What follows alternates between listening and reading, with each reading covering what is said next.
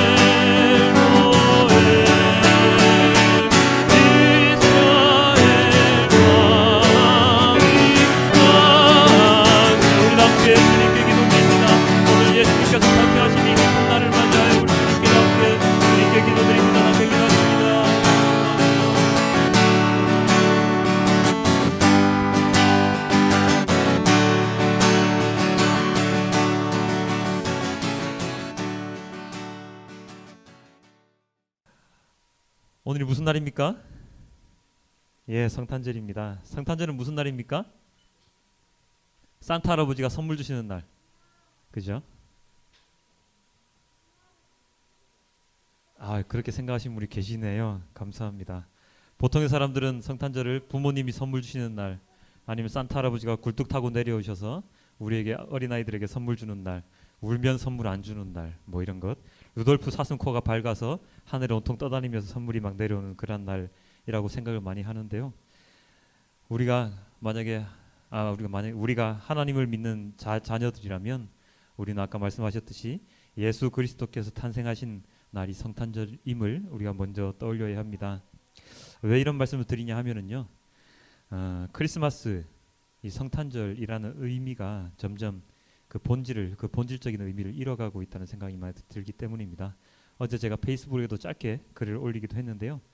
크리스마스 전날이라고, 크리스마스 이브라고 많은 사람들이 좋아하고 축하하는데, 정작 나오는 단어들은 어떤 것이냐면 뭐 캐롤, 산타 할아버지. 그리고 제가 이 파워포인트를 준비하느라고 막 인터넷을 뒤져봤는데, 성탄절 크리스마스 뒤져 보니까 아기 예수님 그림이나 이런 건 전혀 검색이 되지 아니하고 다 빨간 모자 쓰시고 빨간 옷을 입으신 산타 할아버지께서 선물을 나눠주신 루돌프 사슴이 막 썰매를 끌고 돌아다니는 그러한 모습이 인터넷을 뒤덮고 있었습니다. 사실 산타클로스가 좋은 선물을 나눠주고 인신 좋은 할아버지임에는 틀림없지만, 그의 그 의로운 행위가 진정한 예수님의 탄생하신 그날을, 그 성탄절의 의미를 흐려놓고 있지는 않는가 하는 생각이 들어서 마음이 좀 많이 아팠습니다. 특히나 이 산타 할아버지하고 루돌프는 1900년대에 그 광고를 위해서 탄생한 사람들이라고 합니다. 그 옷 복장이나 루돌프나 이런 것들이. 그렇기 때문에 그런 의미에서 성탄절에 산타 할아버지가 온 세상을 뒤덮고 있는 것이 좀 아니지 않을까라는 생각을 해봅니다. 자, 그렇다면 이 그리스도인으로서 이 성탄절이라는 이 의미가 우리에게는 어떻게 다가오겠습니까? 먼저 크리스마스라는 단어의 그 말의 뜻을 한번 찾아볼게요. 크리스마스가 어떤 단어의 합성어인지 혹시 아십니까? 예, 크리스마스는 그리스도 플러스 미사. 그리스도를 헬라어로 바꾸면 크리스토스가 되고요, 미사를 바꾸면 마스가 됩니다. 그래서 그 두 단어가 합쳐져서 크리스마스가 되는데요. 크리스도는 아시겠죠? 크리스토스는 그리스도를 뜻하는 것이고, 마스가 미사를 뜻했으니까 이것을 조합해 보면 어떤 뜻이냐? 크리스마스라는 뜻은 그리스도를 예배합니다. 그리스도께 미사드립니다 라는 뜻이 나옵니다. 그래서 우리가 메리 크리스마스 하잖아요. 그럼 무슨 뜻이 될까요? 메리는 무슨 뜻입니까? 강아지 부르는 이름이 아니고 즐겁다, 즐거운 이런 뜻이거든요. 그래서 메리 크리스마스 하고 사람들한테 얘기하는 것은 즐겁게 그리스도께 예배드리세요 라는 뜻이 되는 거죠. 근데 과연 이 진정한 뜻을 알고 있는 사람이 몇 명이나 될까? 그냥 연합장에 쓰는, 크리스마스 카드에 쓰는 하나의 단어로 알고 있지는 않을까라는 생각이 듭니다. 그래서 이 크리스마스라는 이 절기는, 성탄절은 우리가 그냥 밖에서 영화 보고 뭐 맛있는 거 먹고 가족끼리 노는 그런 날이 아니라, 제일 먼저 우리가 해야 되는 날이 무엇이냐면 예수 그리스도께 예배를 드리는 날이 진정한 성탄절, 크리스마스가 되어야 하는 것이지요. 이런 뜻을 제대로 알고 성탄절을 좀 즐길 수 있으면 좋겠습니다. 어쨌든 이 성탄절날 우리가 초점을 맞춰야 되는 것은 바로 예수 그리스도인데, 예수 그리스도의 탄생인데요. 자, 이제 우리가 본문으로 돌아와서 오늘의 누가복음의 말씀을 한번 보도록 하겠습니다. 누가복음 맨 처음에 누가 등장할까요? 오늘 본문 중에서 바로 이 사람들이 등장을 하지요. 그 지역의 목자들이 밤에 밖에서 자기 양떼를 지키더니, 목자들이 등장합니다. 목자들은 누구입니까? 양을 치는 사람들, 그들을 목자들이라고 합니다. 그 목자들에게 천사가 나타나서 무엇이라고 얘기를 했다고요? 이렇게 얘기를 합니다. 천사가 이르되 무서워하지 말라. 보라, 내가 온 백성에게 미칠 큰 기쁨의 좋은 소식을 너희에게 전하노라. 오늘 다윗의 동네에 너희를 위하여 구주가 나셨으니 곧 누구라? 그리스도 주시니라. 다윗의 동네는 어디입니까? 작은 마을 베들레헴입니다. 바로 그 베들레헴 그 동네에 구주 그리스도께서 탄생하셨다고 말을 하는데 그것이 무슨 의미가 있다고요? 기쁨의 좋은 소식. 구주가 탄생하신 것은 기쁨의 좋은 소식이라고 합니다. 이스라엘 백성들에게 유대인들에게 선조들의 말씀 즉 성경의 말씀을 통해서 메시아 누구냐면 그리스도의 탄생을 이 유대인들은 이스라엘 백성들은 계속해서 전해 듣고 오고 있었거든요. 우리 한국 사람들이 단군 신화를 계속해서 듣고 오고 있었듯이 이 유대인들 이스라엘 백성들은 메시아가 나타나서 그들을 구원해 줄 것이다 라고 하는 것을 계속해서 듣고 자라왔었습니다. 그 다윗의 자손으로서 왕 중에 왕으로서 그리스도가 탄생할 것인 걸 탄생하리라는 것을 알고 있었지요. 언제인지는 모릅니다. 언제인지는 모르지만 그 메시아가 그리스도가 그들에게 나타날 것이라는 것은 알고 있었지요. 바로 그 이스라엘 백성들 유대인들이 기다리고 기다리던 그 날이 바로 오늘이라고 그 기쁜 좋은 소식을 듣는 날이 바로 오늘이라고 천사들이 이야기를 하는 것입니다. 얼마나 기뻤겠습니까? 이 기쁨은 어디에 비할까요? 사실 어디에 비할 수가 없을 것 같아요. 우리는 구주, 구원주라는 것에 대한 생각을 해본 적이 없잖아요. 해본 적이 없는데 우리가 핍박받고 억압받고 이런 상황 속에서 누군가가 메시아가 나타나 우리를 구원해 주실 것이다. 이런 데 좀 비할 수 있을까요? 우리가 억압받던 그 일제시대에 독립군들이 확 나타나가지고 이 땅을 독립시켜 줄 것이다. 어쩌면 우리가 그때 가졌던 우리의 선조들이 그때 가졌던 그런 심정보다 아마 이들이 가졌던 그 기쁨의 소식에 대한 열망은 더 컸을지도 모릅니다. 그 열망의 소식이 이 목자들에게 탁 나타난 것이죠. 하늘에 별이 막 쏟아지고 불빛이 막 내려오고 천사들이 나타나서 오늘 기쁜 소식을 너에게 주겠다. 목자들은 뛸 듯이 기뻤겠죠. 그렇게 해서 이 기쁜 소식을 들은 목자들은 한달음에 뛰어갑니다. 어디로요? 요셉과 마리아와 아기 예수가 탄생하신 곳입니다.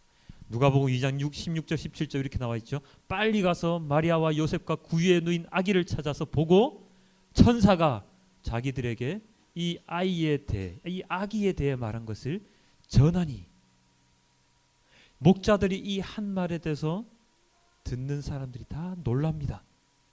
사실 누군지 몰랐거든요.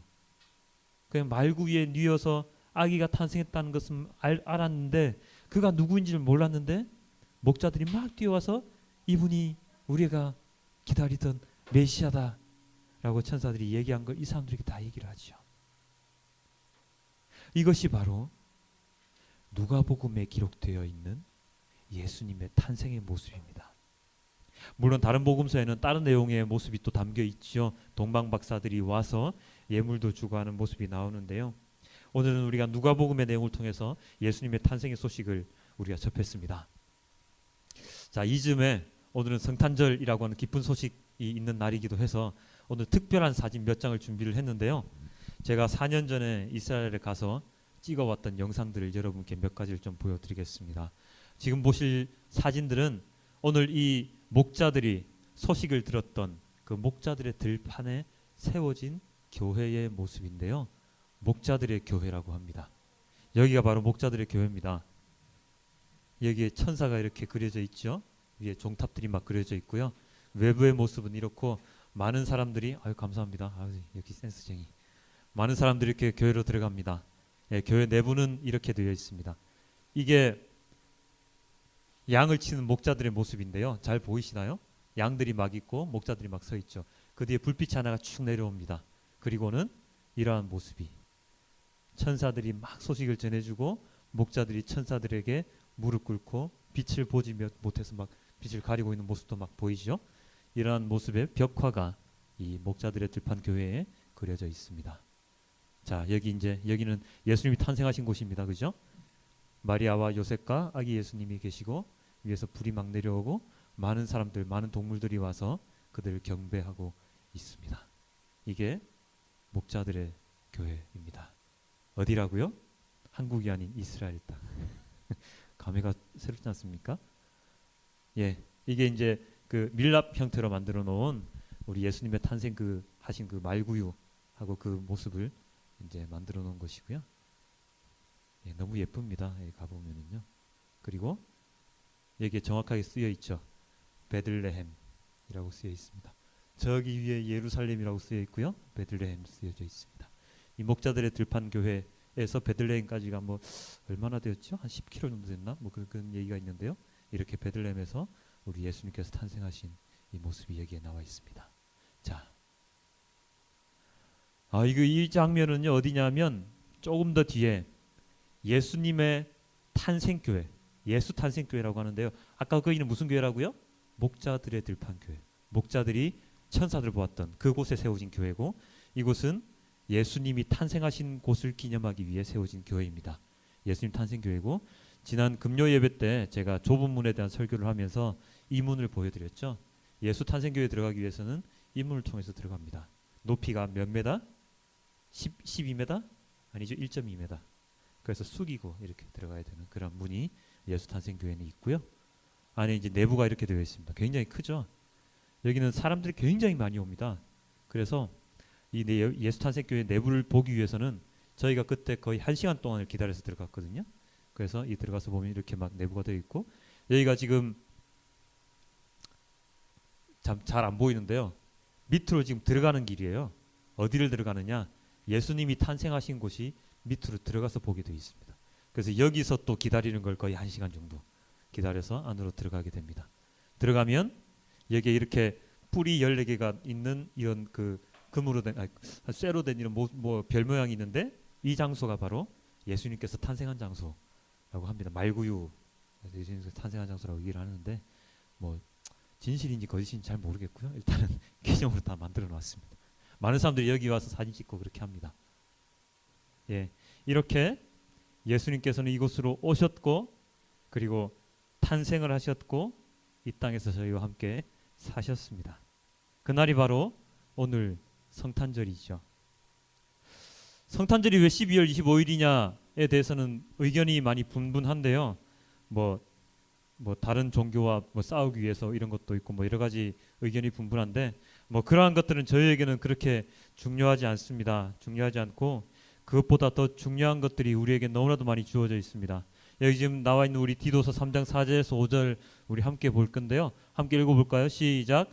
우리 구주 하나님의 자비와 사람 사랑하심이 나타날 때에 우리를 구원하시되 우리가 행한 바 의로운 행위로 말미암지 아니하고 오직 그의 긍휼하심을 따라 중생의 씻음과 성령의 새롭게 하심으로 하셨나니. 예수님의 탄생은 하나님의 자비와 그리고 사람의 사랑하심의 표현입니다. 예수님의 탄생은 그냥 한 사람의 탄생이 아니라 우리를 구원하신 분의 탄생이지요. 그 점이 이 성탄절에서 가장 중요합니다. 하나님의 말씀이 육신이 되어서 우리 가운데 거하시는 그 중요한 사건, 이것을 다른 말로 성육신 사건이라고도 얘기를 하는데요. 이 사건, 예수님의 탄생으로 말미암아서 우리는 구원을 받을 수 있게 되는 것입니다. 이것은 우리가 요청해서 되는 것이 아닙니다. 우리의 노력에 의해서 이루어진 것이 아닙니다. 오로지 하나님의 자비와 사람 사랑하심 때문입니다. 그래서 우리를 주님의 자녀로, 상속자로 삼으시기 위함입니다. 이 점을 우리는 잊어서는 안 됩니다. 그 어떤 행사보다도, 그 어떤 세상의 일들보다도 성탄절 하면 생각나는 것이 캐롤이나 산타 할아버지, 루돌프 사슴코가 왜 빨간지, 이것을 아는 게 중요한 게 아니라 이 구절에 나와 있는 이 사실을 우리가 아는 것이 더 중요한 것이죠. 예수님의 탄생으로 인해서 우리가 구원을 받았다, 구원을 받을 수 있게 되었다라고 하는 것입니다. 혹시나 여러분들은 성탄절과 나의 구원이라는 것을 연관시켜서 생각을 해보신 적이 있으신가요? 만약에 없으시다면 오늘 이후로는 성탄절 하면 나의 구원, 내가 구원받을 수 있는 이유라는 것을 연관시켜서 생각을 해보시길 바랍니다. 성탄, 예수님의 탄생이 없었다면 우리는 아직도, 아니죠, 우리는 모를 수밖에 없죠. 메시아라는 것을 알 수도 없었고, 하나님이란 존재 자체도 알 수 없었고, 그리고 언제나 죄에 갇혀서 어찌 보면 구약에 나타나는 여러 다른 이방 민족들처럼 없어져 버려야 하는 그런 민족, 우상을 섬기는 그런 민족이었을 수밖에 없었을 텐데, 예수님께서 탄생을 하셔서, 예수님께서 십자가에 못 박혀 돌아가셔서, 예수님께서 부활하셔서, 예수님께서 하늘에 올라가시는 그 예수님의 그 복음을 통해서 우리가 선택받은 이스라엘 민족들과 동등하게 우리도 구원받을 수 있는 자격을 얻게 된 것이 바로 이 성탄절이 있기 때문임을 우리가 알아야 할 것입니다. 그것이 바로 오늘입니다. 그것을 하나님께서 우리에게 가르쳐 주시기 위해서 오늘 이 시간에 우리를 이곳으로 불러 모아 주신 것이죠. 자, 성탄절 하면 뭐가 제일 먼저 생각나야 된다고요? 산타 할아버지? 루돌프 사슴? 아닙니다. 구원, 나의 구원이 먼저 생각나야 합니다. 하나님의 축복이 먼저 생각나야 합니다. 자, 그러면 성탄절이 우리의 구원의 날임을, 하나님의 은혜의 날임을, 예수님의 복음의 시작임을 우리가 알았습니다. 그렇다면 이제 우리는 무엇을 해야 하겠습니까?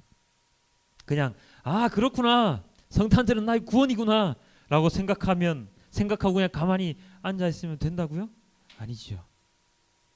제가 지난 주일날 이렇게 말씀을 드렸지요. 복음을 알고 주님의 말씀을 아는 것에서 그치는 것이 아니라 그 아는 것 믿음을 어떻게 해야 된다고요? 행해야 된다고요.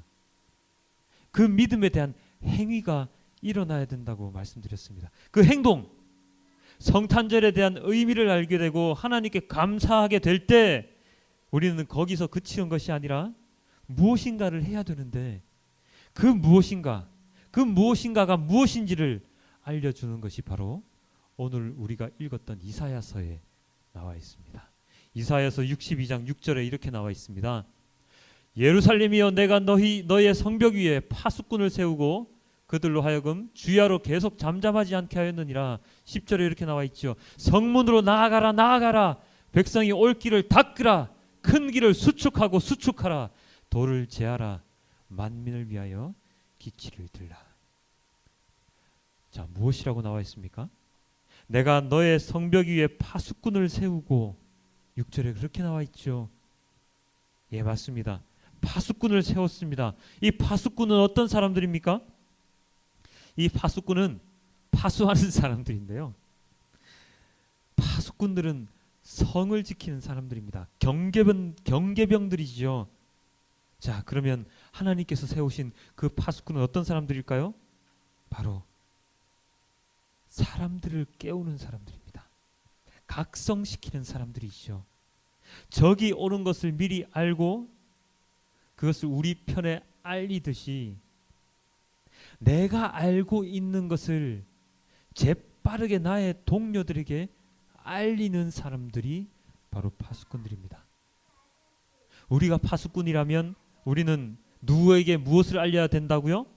바로 예수님의 탄생하심, 예수님의 복음을, 그리고 하나님의 구원 계획을 알지 못하는 우리의 다른 동료들에게 알려야 하는 것이죠. 그것이 바로 이 시대의 파수꾼의 임무입니다.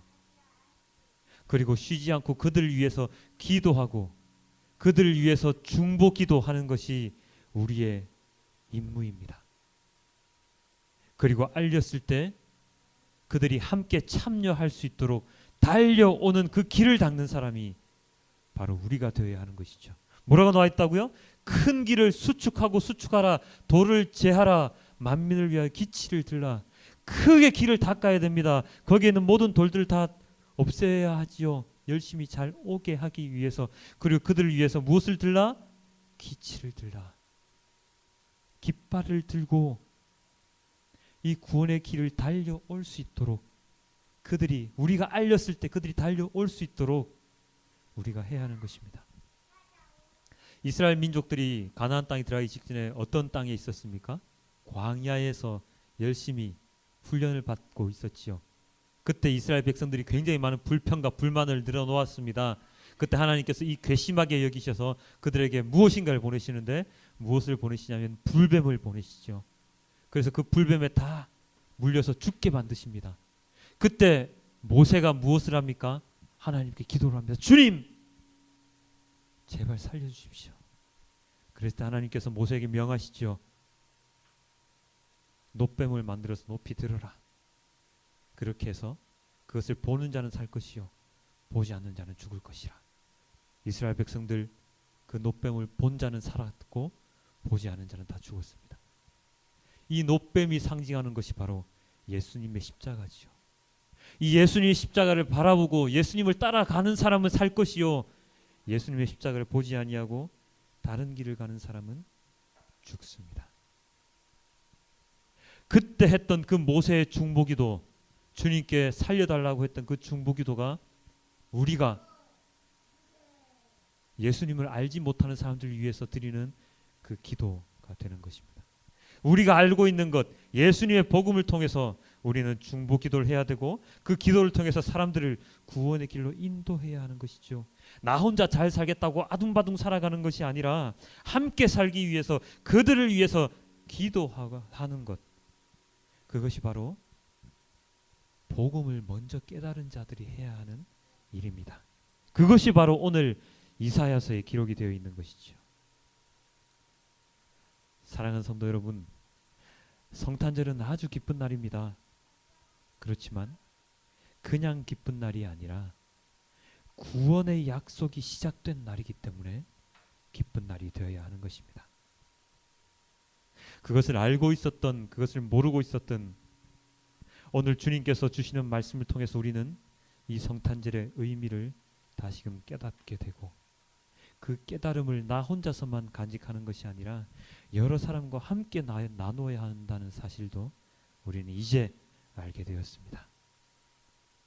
성탄절을 온전한 성탄절이 되게 만드는 것은 바로 그리스도인들의 몫입니다.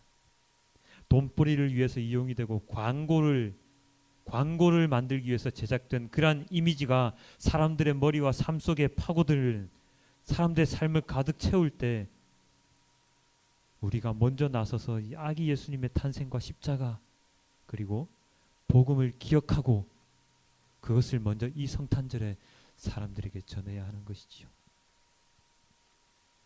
우리가 살아가는 이유가 되는 그날이 바로 오늘이 되어야 합니다.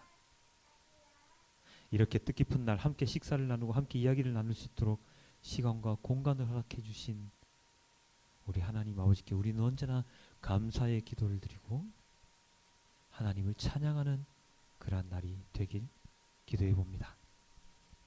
오늘 이후에 이제 2014년이 정말로 얼마 남지 않았습니다. 한 5일 6일 남았나요? 얼마 남지 않았는데요. 오늘 주신 이 하나님의 메시지를 가슴에 새기고 다가오는 신년에는 어떤 마음을 가지고 살아가야 하는지에 대해서, 우리 또 12월 31일은 송구영신 예배, 그리고 12시가 땡 하면 신년 감사 예배를 드리잖아요. 예, 그렇게 드리게 될 텐데 그때 우리 또 무슨 생각을 해야 할지 우리가 한 번 더 생각해보는 그런 성탄 축하, 성탄 감사 예배가 되었으면 좋겠습니다. 우리 다 함께 기도 드리겠습니다. 아버지 하나님, 너무나도 감사합니다.